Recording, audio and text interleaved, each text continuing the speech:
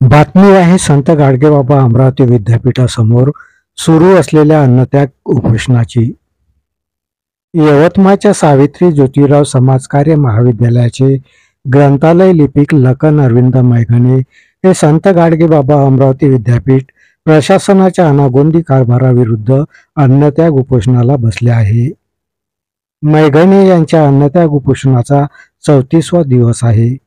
संत गाडगेबाबा अमरावती विद्यापीठासमोर मैघणे यांचं अन्नत्याग उपोषण सुरू आहे। संत गाडगेबाबा अमरावती विद्यापीठाने UGCचे नियम, महाराष्ट्र विद्यापीठ कायदा 2016 आणि शासन निर्णय डावलून डॉक्टर अरुण दादाजी शेंडे यांची पदोन्नती व प्रभारी प्राचार्यपदी झालेली नियुक्ती बेकायदेशीर असल्याचा आरोप मैघणे यांनी केला आहे। डॉक्टर अरुण दादाजी शेंडे यांच्या बेकायदेशीर नियुक्ती प्रकरणाची उच्चस्तरीय 5 सदस्यीय चौकशी समिती नेमण्याची विनंती मैघणे यांनी राज्यपालांकडे केली आहे।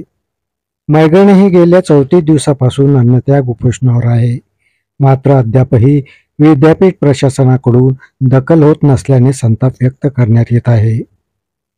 दिनेश गावत्रे, प्रतिनिधी GTV न्यूज मराठी। नमस्कार, मी ओमकार मैघणे, लखन अरविंद मैघणे याचा छोटा भाऊ।